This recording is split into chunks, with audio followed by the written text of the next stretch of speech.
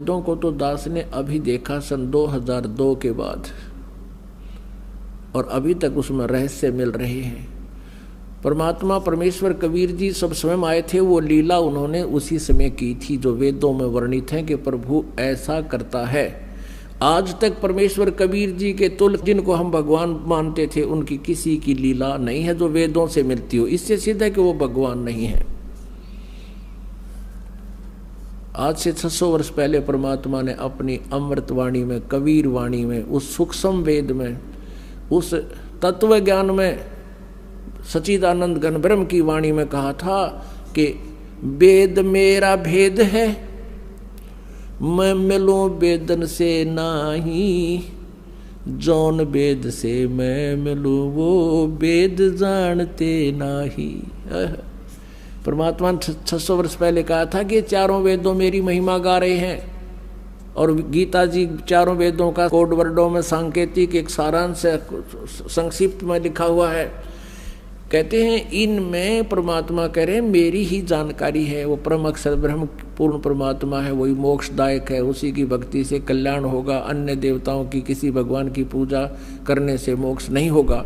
तो वो परमात्मा मैं हूँ, वेद मेरा भेद है, पर वेदों में वर्णित विधि से मैं मिल नहीं सकता, क्योंकि वेदों और गीता और पुराणों में इनकम्प्लीट आध्यात्मिक नॉलेज है, स्पिरिचुअल नॉलेज है, इनकम्प्लीट है।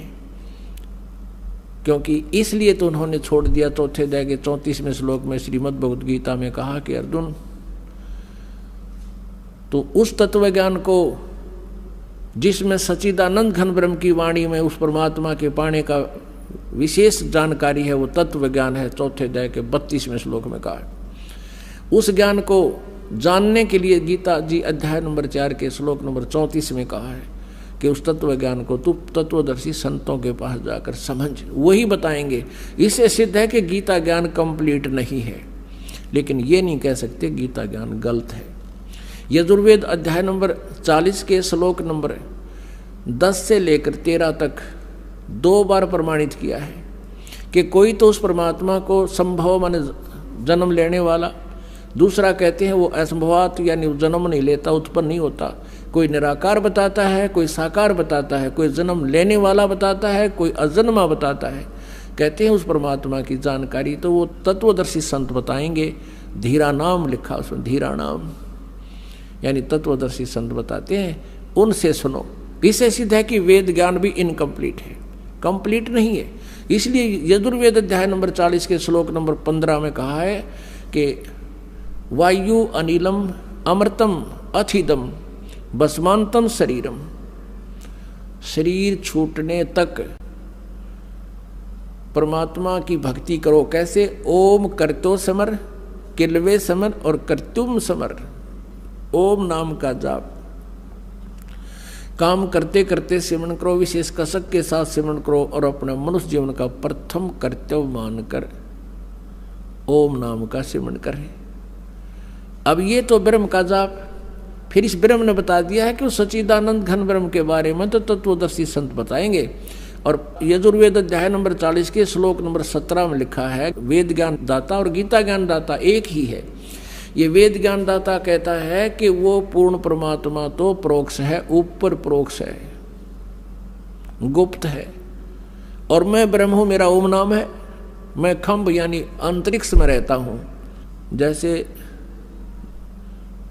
श्रीमद् देवी भागवत देवी पुराण में देवी खुद बताती है, हिमालय राजा को वर्णन वो ब्रह्म के बारे में जानकारी देते हुए कहती है कि वो परमात्मा का केवल ब्रह्म है, ब्रह्म का नाम ओम है, और वो ब्रह्म सबका आत्मा ऊपर दिव्य आकाश यानी ब्रह्मलोक में रहता है। और ये खुद यजुर्वेद के 40वें अध्याय के 70वें श्लोक में, यानी 40वां अध्याय यजुर्वेद का अंतिम अध्याय है, और 17वां मंत्र भी यजुर्वेद का अंतिम मंत्र है। इसमें दोनों भगवानों का अलग अलग निर्णय दे दिया कि वो पूर्ण परमात्मा तो प्रोक्ष है, ऊपर गुप्त है, और मैं ब्रह्म हूँ, मैं खम्भ यानी अंतरिक्ष में स्वर्ग में रहता हूँ, मेरा ओम नाम है। That's all. तो इससे सिद्ध है कि ना वेद कंप्लीट ज्ञान रखते हैं, उस परमात्मा के पाने का। उसके लिए ऑप्शन छोड़ दिया कि उसको तो तत्वदर्शी संत ही बताएंगे। तो परमेश्वर कबीर देव जी 600 वर्ष पहले कहा करते थे, वेद मेरा भेद है, मैं मिलूं वेदन से नाही, और जौन वेद से मैं मिलूं। ये वेद जानते नहीं, ये चारों वेद मेरी महिमा गाते हैं, लेकिन इन वेदों में मेरे पाने का विधान नहीं, संविधान नहीं, कोई ज्ञान नहीं, मंत्र नहीं। और जौन वेद से, जिस विधान ज्ञान से, जिस मंत्र से मेरी प्राप्ति हो, इन वेदों में वर्णित नहीं है। वेद नहीं जानते, और वेद तो खुद कह रहे हैं कि वो तो तत्वदर्शी संत बताएंगे।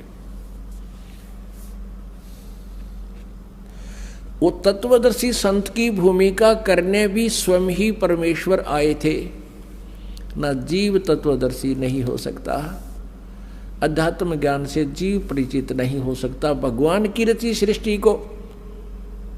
और जीव उससे उत्पन्न प्राणी कैसे बता देगा? ये ब्रह्म भी, ब्रह्मा विष्णु महेश भी, और दुर्गा भी, ये सभी देवता भी, और यो काल भी, ब्रह्म भी और परब्रह्म भी, ये सब उस परमात्मा से उत्पन्न है।